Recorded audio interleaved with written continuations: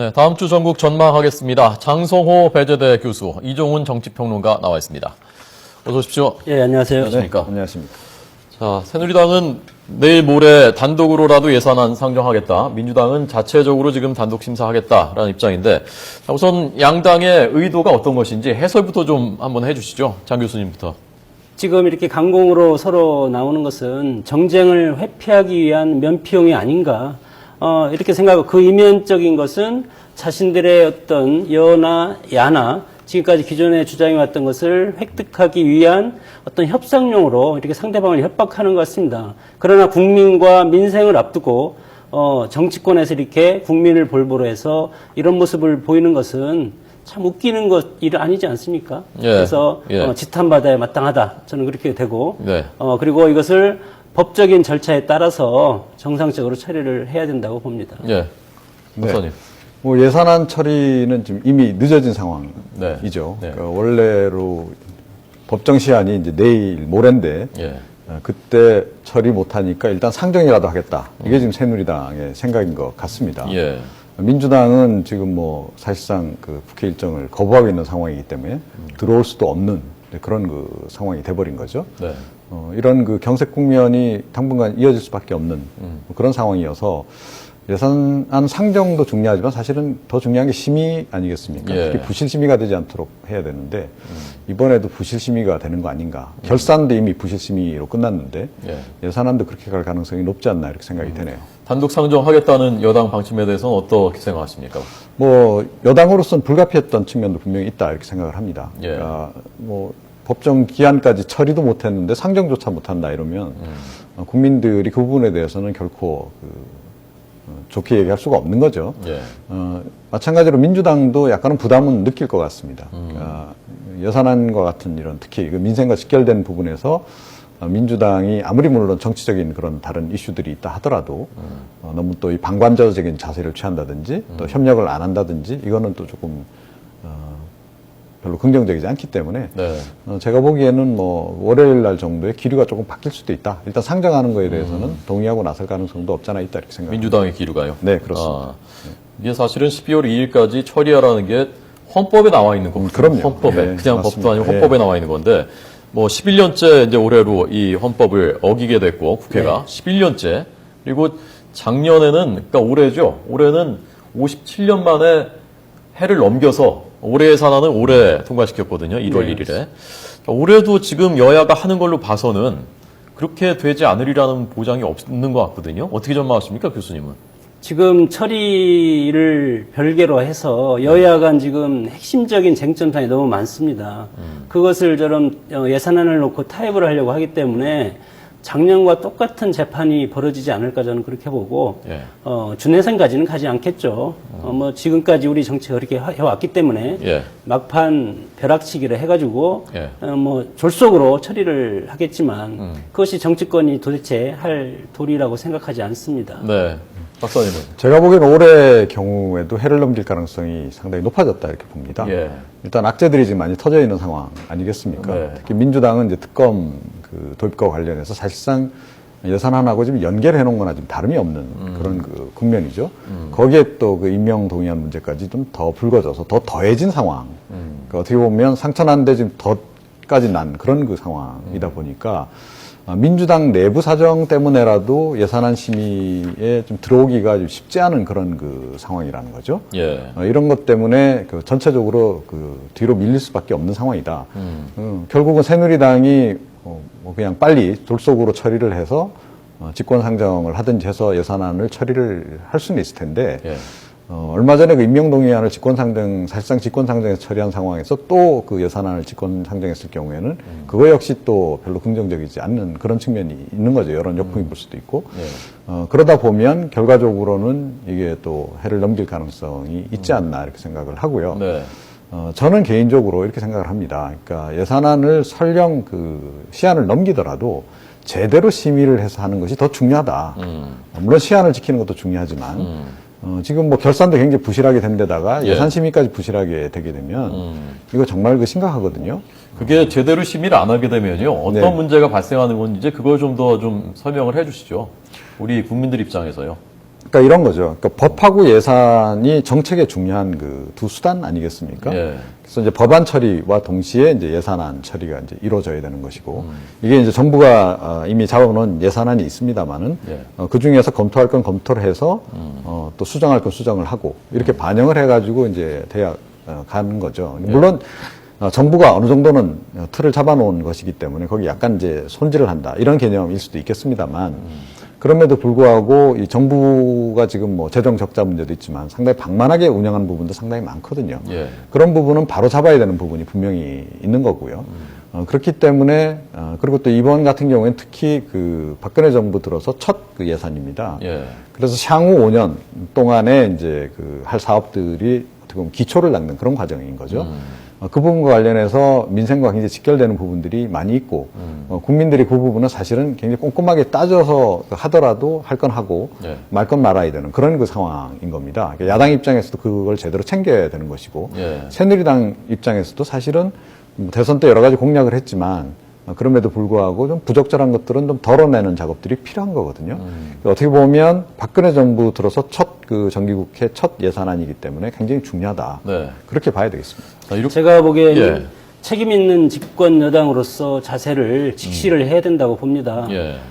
무조건 야당과 협상해서 협상이 안 된다고 해서 해를 넘길 것이 아니고 법과 원칙에 따라서 절차적 민주주의를 실천한다는 어차피 이것이 안 될 경우에는 이것에 대한 책임은 집권 여당으로 오기 때문에 예. 여당에서 법과 원칙대로 일단은 밀어붙이고 민주주의라는 것이 협상과 타협이 안 될 때는 다수결의 원리 아닙니까? 예. 물론 여기에서 지금 일정 부분 발목을 잡는 것이 일명 선진화법인데 네. 이럼에도 불구하고 이 선진화법의 테두리 안에서 의회 내에서 할 수 있는 것은 정치를 회복시켜가지고 집권 여당이 어떤 차원에서 책임을 지더라도 그거에 대해서는 차질 없이 연말 올해 안에 이것을 처리를 저는 해야 된다 이렇게 봅니다. 제가 보기에도 사실상 그렇게 처리될 가능성이 높다고 봅니다. 그러니까 최근에 이제 그 청와대 기류를 보더라도 그렇고 그 임명동의안을 이제 강행 처리한 부분도 그렇고요.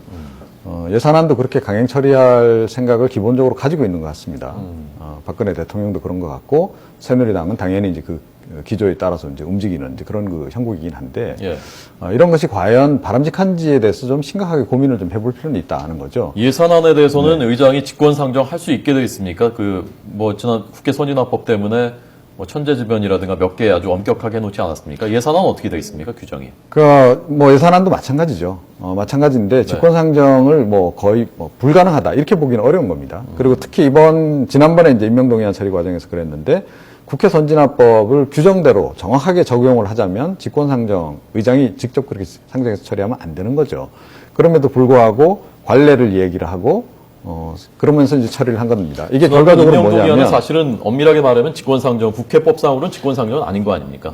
이제 그렇죠. 야당 쪽에서 이제 직권상정이라고 얘기를 하는 것이고 예, 예. 제가 보기에도 직권상정이다. 예. 저는 그렇게 해석을 하기 때문에 예. 그렇게 말씀을 드리는 거고요. 예. 이번에도 국회 선진화법이 있다 하더라도 지난번에 일단 선례가 있는 거죠. 선례가 생겨버린 겁니다. 새로운 네. 선례가. 예. 직권상정을 할 수 있는 선례가 생겨버렸기 때문에, 그러니까 선진화법을 이제 내용면에서는 무력화하는 거라고 볼 수 있겠습니다만, 네. 새로운 관례가 이미 생긴 상태이기 때문에 또 한 번 다시 못할 이유는 없는 거죠. 예. 제가 보기에는 지금 그런 방향으로 지금 가고 있다. 예. 근데 그런 부분이 저는 우려되는 바가 상당히 있다라는 점을 지금 말씀을 드리는 겁니다. 자, 이 국민 입장에서 보면요. 이 예산이 그렇게 중요한 건데 이것은 좀 떼어서 다른 정치현안들 특검이나 다른 것들, 여야 쟁점들 그런 것과 분리해서 예산은 좀 예산대로 따로 처리하고 그럴 수는 없는 걸까요? 그게 하루아침에 이루어지면 얼마나 좋겠습니까? 예. 우리 정치가 이론대로 되지 않는 거기 때문에 그렇게 되기가 쉽지가 않고 예. 아까 말씀을 하셨지만 야당에서 지금 주장하는 것이 국회법 제106조 2항인데 이것은 상정을 하기 전에 여러 가지 의견을 경청하고 야당의 의견을 들을 수 있는 그런 기회를 안 줬다는 거 아닙니까? 그러나 그것이 김종필 국무총리 그때 당시에 처리를 할 때 하고 감사원장 처리할 두 번의 케이스가 있었는데 네. 그러나 국회법에 이런 것들이 지금 정확하게 규정이 되어 있지 않습니다. 예. 그럴 경우에는 대법원에서 판결도 있었지만 자연법 상식에 비추어서 이렇게 하는 거기 때문에 저는 그것이 굳이 직권상정이라고 그리고 선진화법을 위반했다고 보지는 않습니다. 네. 자, 저는 좀 민주당도 지금 전략을 조금 잘못 쓰고 있다라고 생각을 하거든요. 예. 조금 전에 말씀하셨듯이 정치 현안하고 이 예산 부분은 좀 분리해서 사실은 가는 게 좀 필요했다라고 보고요. 예산과 관련해서도 지금 따져야 될 것들이 굉장히 많거든요. 예. 그리고 서로 생각이 다른 것도 많고 복지 정책과 관련해서도 그렇고 하여튼 그런 상황이기 때문에 국정원법 관련해서도 좀 논란이 있지 않습니까? 네. 그런 부분은 이번 그 정기국회 때 챙기지 못하면 사실은 앞으로 챙기기 좀 어려울 수 있는 상황입니다. 예. 그렇기 때문에 제가 보기엔 민주당도 좀 기류가 좀 바뀔 것 같긴 한데 네.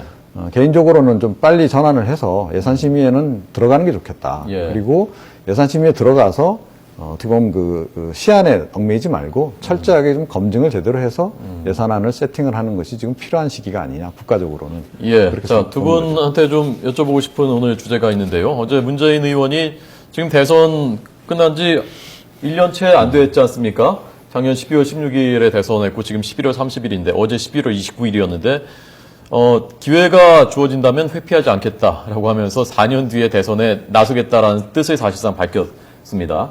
이례적이라고 봤는데 많은 분들이 교수님 무슨 뜻이라고 보셨습니까? 왜 지금 이 말을 했다고 보십니까? 그 정치인이라면 무슨 말을 뭐 못하겠습니까? 그러나 참 정치인이라면 말을 아주 조심해서 정제된 말 해야 되는 거 아닙니까? 뭐 정제된 말을 해야 되지만 네.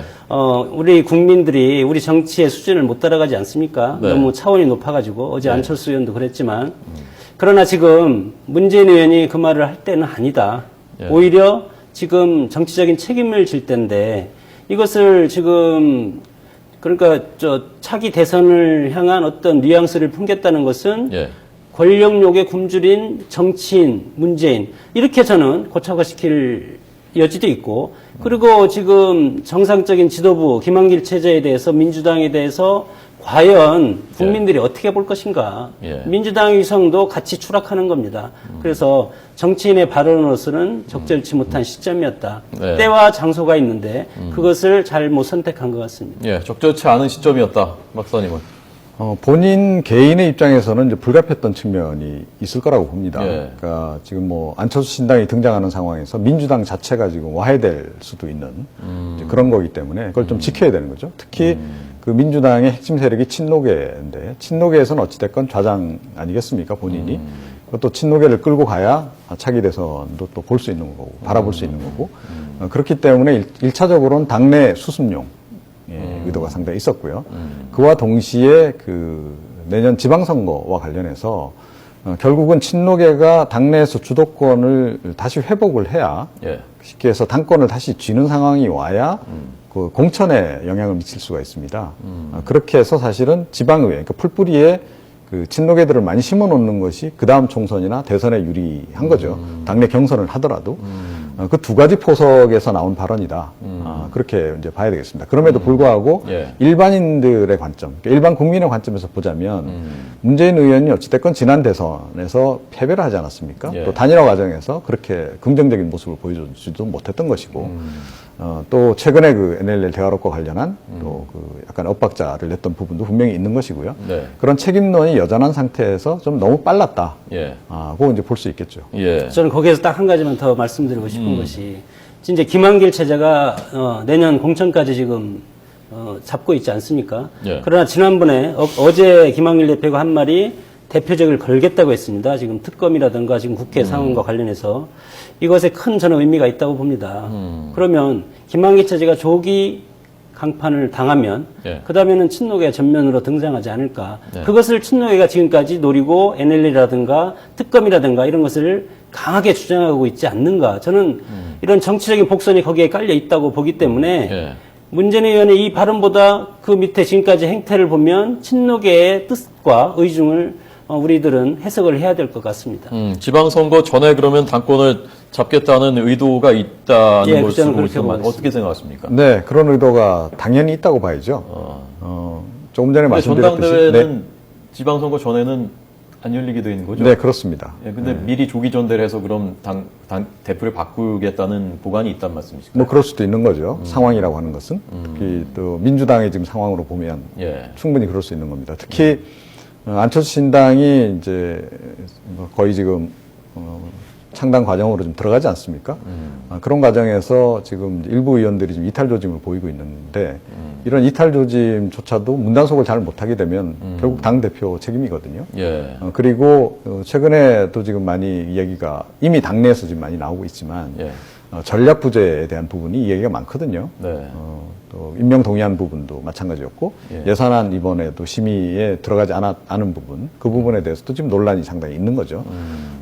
어떻게 보면 그 김한길 그 지도부가 지금 최대의 그 위기 상황을 예. 맞고 있습니다. 이 상황에서 만약에 특검안까지 관철을 못 시키면 조기 강판될 가능성이 굉장히 높죠. 자, 결국 안철수 신당 창당, 뭐 창당 선언 아니지만 신당 추진이 문재인 의원의 어제 발언을 불러왔다라고 이제 보시는 건데, 그렇다면 이 안철수 신당이 내년 6월 지방선거에서 어느 정도의 성과를 낼 것이라고 보시는지 두 분의 견해 듣는 것으로 오늘 마무리하도록 하겠습니다. 교수님부터. 뭐 어제 우리가 발표문을 봤지만 예, 아직까지 그저께. 예, 그저께 발표문을 우리가 봤지만 예. 아직까지 구체적인 것이 없습니다. 예. 새 정치라는 것이 구체성이 없고 아주 뜬구름 잡는 그런 뭐 소설 속에 우리 정치가 그동안 국민한테 항상 해왔던 그런 이상적인 정치 단어의 나열 여기에 했기 때문에 과거에 우리가 정당이 세력화가 되는 것은 사회 변혁을 주도한 세력이 세력화가 반드시 됐습니다. 예. 예를 들어서 박정희 시대 때 정치활동 정화법 그리고 전두환 때 정치쇄신 특별조치법 그리고 민취업 뭐 비교가 조금 안 되는 부분도 있지만 예. 이런 것들을 통해서 민주화운동을 통한 정치 세력화 민주화 세력 이렇게 됐지만 지금 안철수의 새정치라는 것은 지금 어떤 사회 변혁을 주도한 것이 아니고 기존 정치를 이렇게 아우르는 제3의 회색지대에서 사람들을 모아오겠다. 그렇기 때문에 여야가 치열하게 싸우는 지금 현 시점에서 제3지대를 하기는 쉽지 않다. 그래서 내년 지방선거 때 어떤 결정적인 것을 빼앗아오지 못하면 총선과 대선 때 안철수당의 희망은 없다. 저는 그렇게 보고 예. 쉽지가 않다. 그렇게 결론적으로 저는 말씀드리고 싶습니다. 예, 박사님. 결국은 사람의 문제다 이렇게 생각을 합니다. 그러니까 새로운 정치를 한다고 했을 때 결국은 이게 세력의 문제거든요. 그러니까 새로운 세력을 얼마나 결집을 해서 기존 정치권을 몰아내고 어떻게 보면 입지를 구축할 거냐 이제 이 문제라고 이제 봐야 되는데요. 그런 면에서 내년 지방선거가 안철수 신당으로서는 이제 교두보를 만드는 그런 그 과정이라고 볼 수 있습니다. 제가 보기에는 뭐 최소한의 교두보 정도는 확보가 가능할 것 같은데 예, 어느 정도? 그건 환경적인 조건에서 지금 그런 것이고요. 뭐 지금 뭐 지지율 이미 나오지 않습니까? 네. 뭐 20몇 % 정도 이렇게 나오던데 뭐 하기에 따라서는 한 30 정도, 30% 정도의 지지세를 얻고 그 정도 기반을 이제 닦을 수는 있지 않을까 이렇게 생각을 합니다. 예. 하지만 이제 결국은 제가 조금 전에 말씀드렸듯이 사람의 문제다라고 말씀드렸는데 참신한 인재를 적극적으로 영입을 해서 내년 지방선거에 내보내는데 성공만 한다면 예. 훨씬 파괴력이 좀 클 수도 있겠죠. 네. 예, 알겠습니다. 오늘 장성호 배재대 교수고 그리고 이종훈 정치평론가의 분석 들었습니다. 고맙습니다. 잘 들었습니다.